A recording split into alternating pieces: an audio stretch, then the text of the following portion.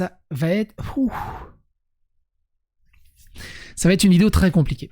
C'est une vidéo que je voulais prendre mon temps pour en faire un rétro-drama quand j'allais être prochainement en vacances. Puis finalement, l'actualité est ce qu'elle est. Il y a un nouvel élément à cette histoire qui est tout frais et qui est extrêmement intéressant à rajouter au dossier. Et du coup, ce rétro-drama, il va se transformer en cette vidéo-ci. Et on va essayer de résumer toute l'histoire. Je peux pas vous donner uniquement les derniers éléments qui ont été postés par l'ex d'Usul, par Oli Plume, enfin qui s'appelle plus Oli Plume, sans raconter l'histoire, parce qu'il faut raconter l'histoire. Elle est tellement incroyable, elle est tellement épique, elle est tellement légendaire que ça serait vraiment dommage de passer à côté. Alors du coup, on va la résumer plutôt que de rentrer vraiment dans les détails, et même en résumant, c'est très compliqué. Pour surrésumer un abstract, pour vous donner juste un peu ce qui va se passer, Usul a une copine, cette copine c'est une camgirl, finalement ça devient sa petite amie, finalement il décide de faire un film de cul, finalement il se fait attraper, même s'il n'avait pas montré son visage, il se fait reconnaître, finalement il explique que ils font du porno de gauche, et que c'est du militantisme politique ce qu'ils font.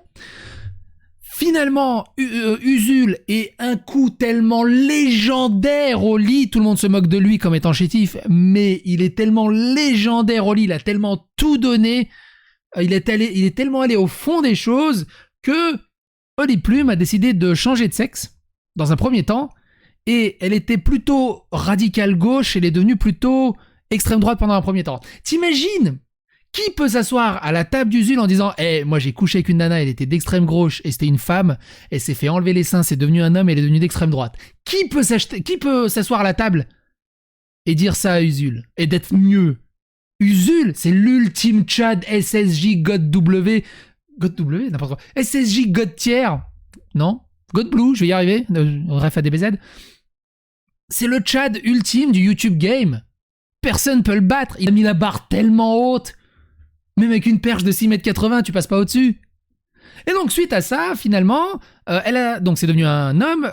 Du coup, il l'a quitté, il s'est fait traiter d'homophobe parce que il était pas. Du coup, enfin bref, on va en parler plus en détail. Suite à ça, elle est redevenue une femme. Elle s'est tournée vers l'extrême droite et suite à ça, elle est devenue anti-woke. Et elle a trouvé la paix et l'apaisement dans un magnifique texte, du coup, qu'on va lire à la fin de la vidéo, qui est vraiment extrêmement pertinent. Bref, ça risque d'être long et dans tous les sens. Accrochez-vous à vos slibards, Lothar.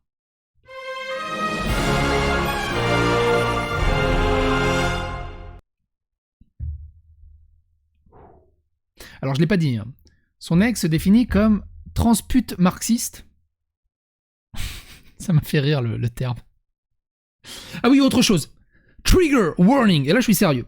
Ça parle de cul, ça parle de porno, ça parle de sexe, alors forcément, si vous êtes jeune, et surtout si vous êtes mineur, je vous oblige à aller chercher vos parents, vous les mettez à côté de vous, devant la vidéo, comme ça, à tous les mots un peu bizarres, vous pouvez lui poser la question, et votre père ou votre mère vous expliquera la situation. Je vous fais confiance là-dessus. Bref. Le consul Pazen, l'inénarrable consul Pazen, a fait une vidéo. L'ex d'Usul dénonce le milieu woke et redevient femme et chrétienne. J'ai fait what the fuck. Et je suis parti là-dessus. Et avant de dire ça, on va raconter l'histoire du Usulgate. Il y a un article central et après il y a des petits ajouts, comme vous allez voir. Le Usulgate, donc c'est sorti le 19 février 2018. Le Usulgate, peut-on être de gauche et publier ses ébats sur Pornhub? La publication d'une vidéo amateur en mettant en scène le vidéaste Usul et la camgirl Oli Plume a provoqué une vague de commentaires moralisateurs et insultants, alors qu'il s'agit d'un rapport sexuel consenti ou non tarifé. Alors je vous vois venir en disant « Ouais, psychodélique, il met genre. Comme elle a transitionné puis elle a détransitionné, on va la genrer dans sa temporalité à elle. Donc à ce moment-là, c'est encore une femme. Sur la vidéo, son visage n'apparaît pas, mais ses grains de beauté l'ont trahi. Le vidéaste Usul est au cœur d'une polémique relayée notamment sur des blogs d'extrême droite pour sa participation à une vidéo pas vraiment du genre de celle qu'il réalise pour Mediapart, dont il est chroniqueur. Alors, pour Mediapart, il a réalisé, par exemple, cette vidéo-ci, où on en a parlé, Usul cancel Napoléon, qui est assez intéressant, je vous la laisse dans la description. Pareil, hein, si vous voulez découvrir Usul, que vous connaissez pas Usul, alors ça c'est la playlist rétro-drama, ça reste un rétro-drama, on va la mettre dans cette playlist-là, mine de rien, cette vidéo. Allez regarder les autres rétro-dramas. Et donc, allez surtout dans la playlist qui est dédiée à Usul, pour voir un peu les sujets qu'on a traités autour de lui. Bref. Et donc, c'est un chroniqueur Mediapart en cause une sextape publiée sur le site X Pornhub par Holly Plume, camgirl et hardeuse de 23 ans. On y voit notamment la jeune femme en train de prodiguer une fellation à un homme, et oui, une fellation, ça se prodigue, qui serait donc Usul. D'après une enquête menée par des membres du forum 1825 du site jeuxvideo.com, la discussion a depuis été rendue inaccessible. Le topic a été supprimé. Et même sur JV Archive, il est plus trouvable, ce qui est vraiment dommage. Des ébats filmés qui seraient en contradiction avec le discours féministe affiché du chroniqueur politique qui se revendique marxiste et notamment auteur d'une récente vidéo sur la séduction post-balance ton porc. Donc si vous voulez aussi... Nous les bonhommes, nous sommes en train de... Si vous voulez que le Tchad vous donne des conseils sur comment gérer une camgirl, cette vidéo est faite pour vous. Parce que... il y en a pas beaucoup, on rigole comme ça, il n'y en a pas beaucoup qui ont les épaules de draguer et de réussir à mettre dans son lit une camgirl et une hardeuse. Parce qu'il y a un niveau quand même à respecter. Il y a des gens, ils sont en Twingo, tu vois, lui, il arrive déjà au moins, il est en Aston Martin, quoi. On y voit notamment la jeune femme en train de prodiguer de blablabla, je l'ai déjà lu. Des ébats filmés, je l'ai déjà lu. Ses détracteurs lui reprochent, à lui et au passage à tous les bobos gauchistes, un double discours empreint d'hypocrisie. Usul prônerait en public la libération des femmes tout en n'hésitant pas à payer pour du sexe dans le cadre privé. Le report est même assimilé à un viol par un youtubeur antiféministe. La vidéo a depuis été supprimée par YouTube. Pour qui le chroniqueur profiterait de la fragilité psychologique de sa partenaire qualifiée de déviante. Vous pouvez le lire sur Check News, c'est quoi le Usulgate. Les porn stooges et le cyberharcèlement. Pourtant, la vidéo en question n'est ni du revenge porn, cette pratique qui consiste à publier en ligne du contenu intime sans le consentement des personnes concernées, ni une sextape leakée façon Kim Kardashian, mais bien une vidéo porno assumée par la performeuse. Les gens pensent que je suis une prostituée qu'il a payé pour tourner des vidéos sur Pornhub alors que je suis juste sa meuf, a-t-il expliqué sur Twitter. Ce qu'a confirmé Usul, contacté par Check News, le vidéaste ne semble pas faire grand cas de la révélation de sa participation à la séquence et se doutait qu'elle n'allait pas rester anonyme longtemps. Je n'ai pas honte, a-t-il brièvement expliqué sur la plateforme Twitch. Usul se dit intéressé par le milieu du X et cite notamment les Porn Stooges, domaine de recherche né aux États-Unis et qui étudie le X en tant qu'objet sociétal, culturel et politique, évidemment. Évidemment, c'est one of the best excuses of the monde.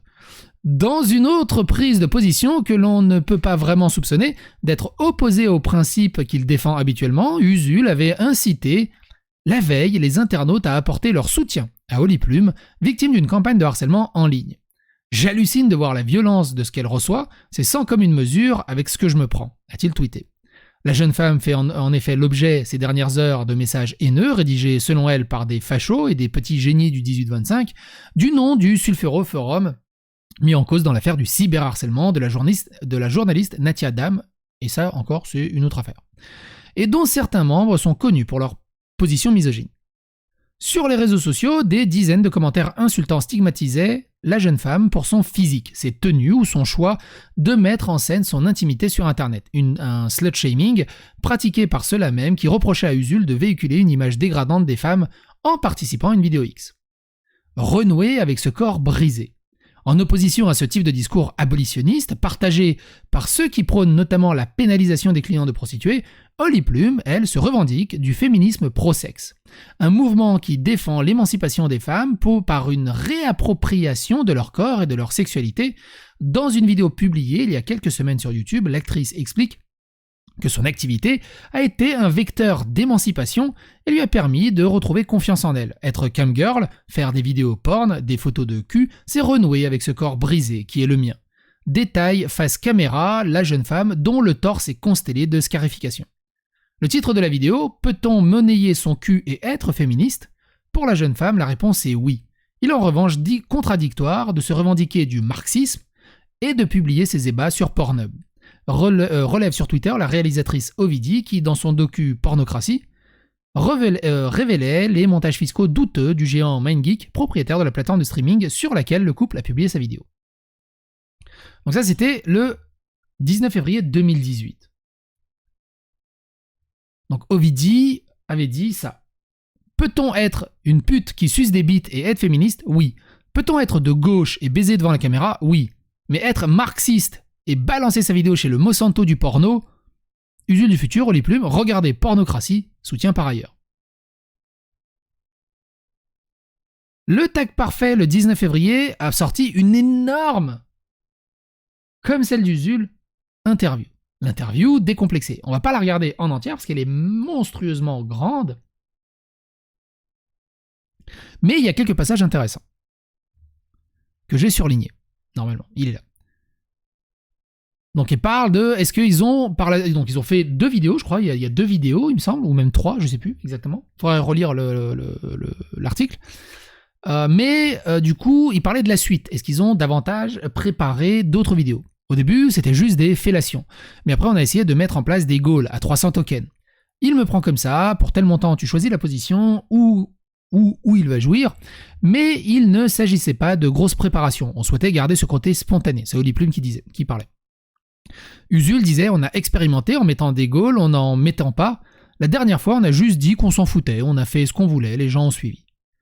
Quand tu ne mets pas de goal, les gens typent quand ils le désirent, et nous, on prend notre pied. On sort de la performance. On est là et on baise. Quand on est à 2, on essaie de privilégier le plaisir. Quand je suis seul, par contre, j'élabore davantage le show. Mais avec Usul, non, je ne cadre pas trop. Vous avez eu des retours après le premier show? Mes viewers habitués étaient fous. Ils m'ont envoyé plein de messages pour me dire qu'ils avaient adoré, qu'il fallait que je fasse ça plus souvent. C'est comme s'ils attendaient depuis 2 ans de me voir sucer une bite, et là, c'était enfin la concrétisation d'un fantasme. N'oubliez pas de demander à vos parents. Ils sont trop choupis. Ils étaient trop choupis, mine de rien. Comment envisagez-vous votre production porno? Oli Plume disait, déjà, on a envie de passer à une qualité supérieure en matière d'image et d'investir davantage. Usul répond, on a envie d'expérimenter pour passer à une vitesse supérieure. Ce serait de ne plus nous filmer nous-mêmes, mais laisser quelqu'un le faire par exemple. Par contre, ce qui est dommage, c'est qu'on n'a pas eu le fin mot de l'histoire, et Usul, si il veut s'exprimer à ce sujet, ça serait très intéressant de savoir pourquoi ce projet a été laissé à l'abandon, mine de rien, parce que moi, ça m'aurait intéressé. Et surtout, il aurait pu contacter ses copains Realmiop et qui ont une société de production qui permettrait de filmer tout ça. Ce qui était vraiment dommage. Dommage que ça n'a pas continué. Oli Plume dit, sur la vidéo de Blowjob, j'ai eu des commentaires sur mon sourire à la fin, que c'était mignon. Ce que je veux, rester mignonne, parce que c'est ce que je suis. Au monde. Usul raconte, on veut faire du porno sans que ce soit dégradant. C'est ce qu'on appelle le porno de gauche. Alors du coup, j'en avais parlé, je m'en souviens. Je m'en souvenais plus, mais ça m'est revenu. Alors je vous laisse le lien dans la description. À un moment donné...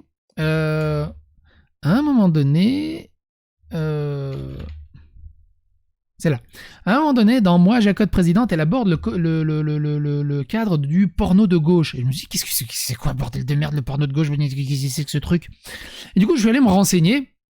Et à la force du poignet, j'ai compris. Le porno de gauche, c'est comme le porno de droite, c'est-à-dire le Pornhub et d'autres genres où c'est gratuit. Mais le porno de gauche, 99% des sites sont payants et un paywall, tu peux rien regarder. Il faut d'abord payer. C'est la différence. C'est géré par des femmes. D'après ce que je suis même pas sûr. Mais il faut payer. C'est la seule différence que j'ai vue. Parce que j'ai dû payer aussi pour voir vraiment ce qu'il y avait dedans. Bref, j'ai fait de l'investigation. Quoi qu'il en soit, on continue.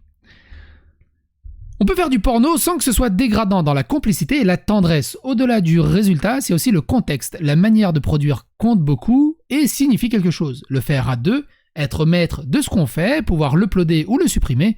Je suis marxiste et je crois que les conditions de production comptent beaucoup. On ne produit pas la même chose quand on est maître de son travail plutôt que quand on est subordonné. L'idée, c'est d'expérimenter ce qu'on peut réaliser quand on n'est pas subordonné. Même si bon, on a tous les vieux schémas du porno mainstream parce qu'on en regarde. On peut avoir tendance à imiter, même sans faire exprès. Il va falloir désapprendre certains clichés, trouver comment montrer d'autres choses. Il y a des pratiques que je n'ai jamais vues, comme une séance de baise pendant les règles, ça c'est pour les vampires. Après tu fais une infusion. Même si ça doit exister, puisque tout existe. Mais l'idée, c'est d'expérimenter. Je me demande aussi si on peut baiser en toute liberté en laissant quelqu'un nous filmer.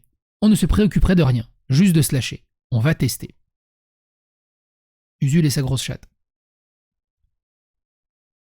Ensuite, là, Oliplume rajoute « Je suis une nana, alors déjà on m'écoute moins. Et en plus je me déshabille, donc on m'écoute encore moins. Et avec Usul, j'ai pu me mettre davantage en lumière, prendre la parole avec une certaine visibilité, notamment quand j'ai participé à la vidéo d'Ouvrez les guillemets. Mais c'était un peu court. Alors j'ai pas compris si c'était Ouvrez les guillemets qui était un peu court ou Usul. C'est ça. Et donc toi Usul, tu as plus exploré le corporel.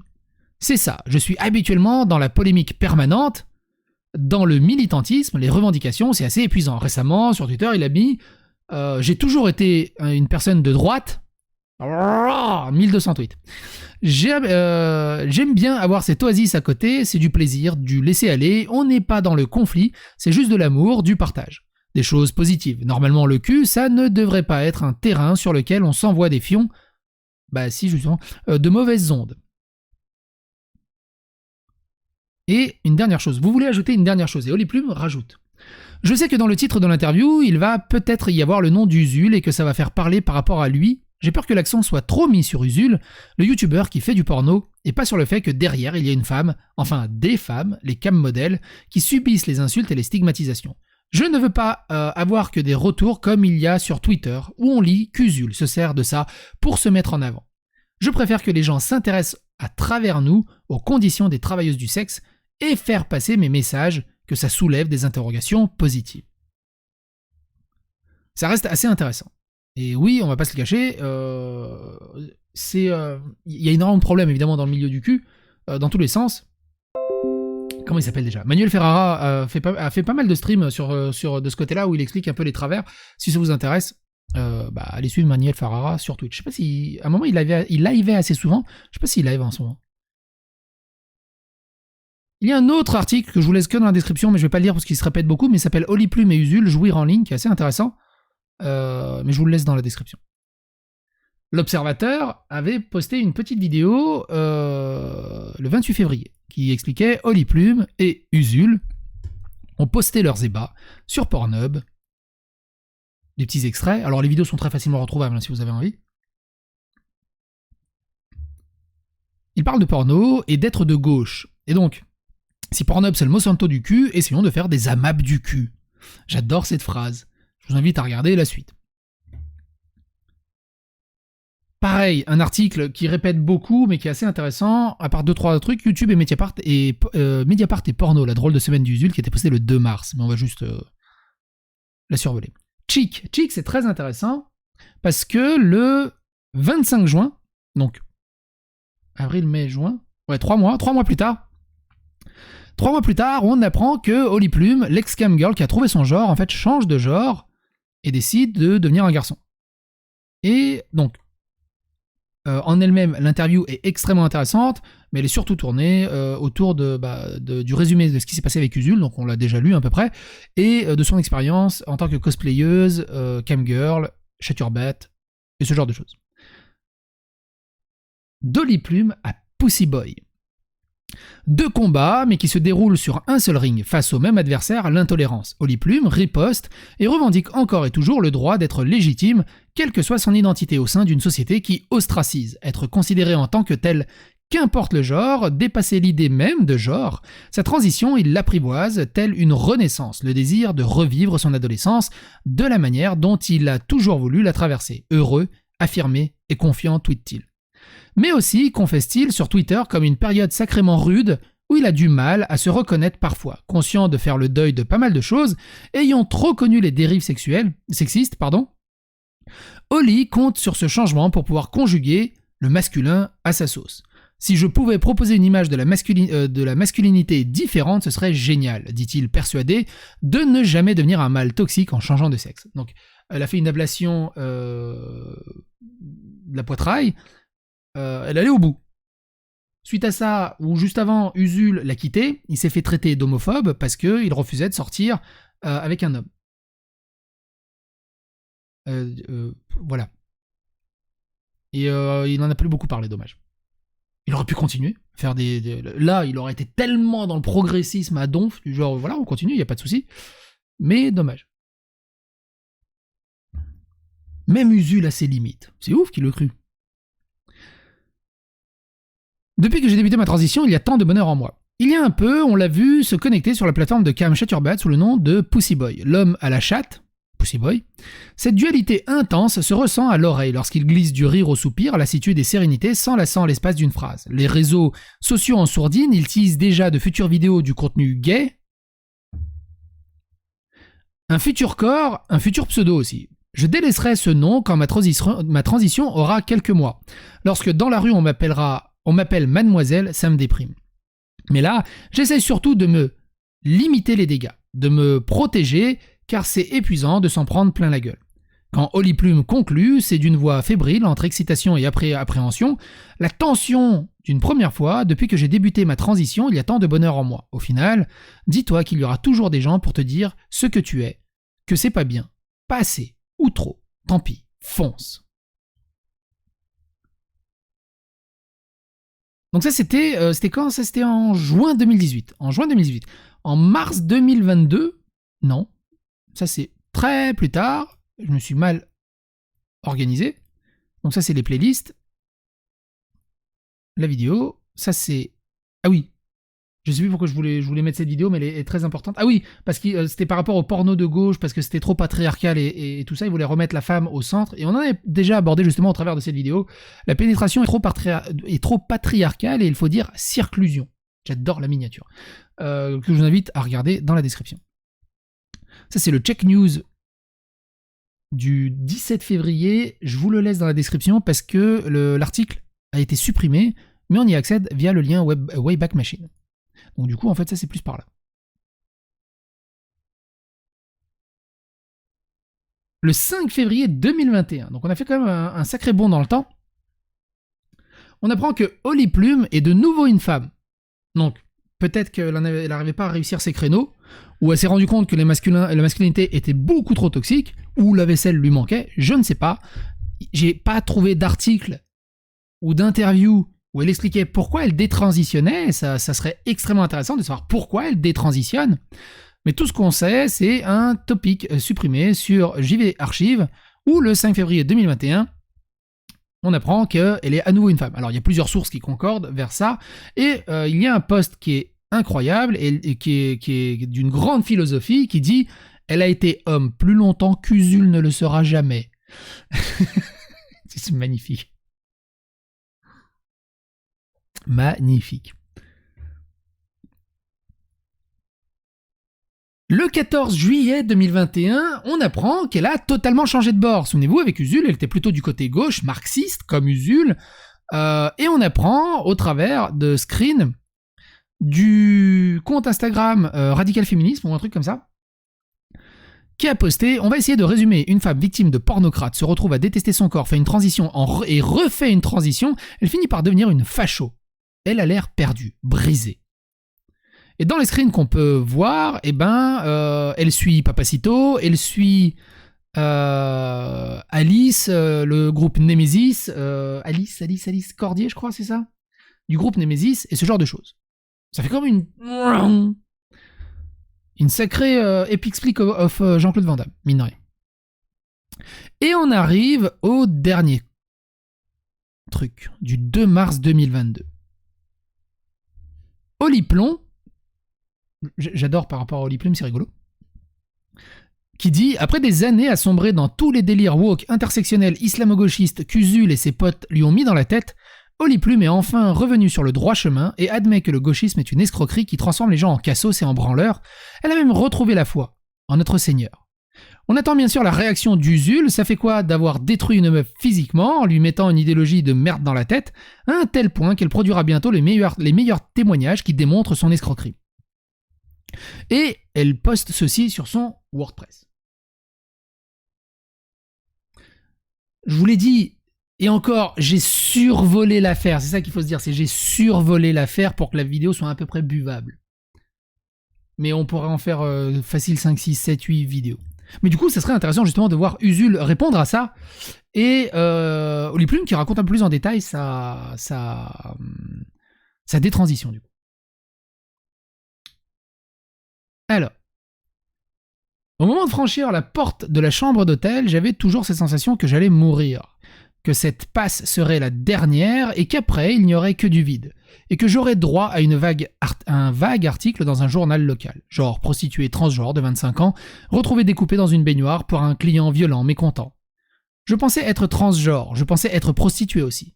J'imaginais que ma vie ne serait qu'une longue série de transgressions naviguant entre oppression et procrastination quotidienne. Au début, il y a la phase de réveil. C'est un peu comme après une anesthésie. La tête cogne encore et le corps met du temps à se remettre en route. Il y a un arrière-goût cuivré dans la bouche.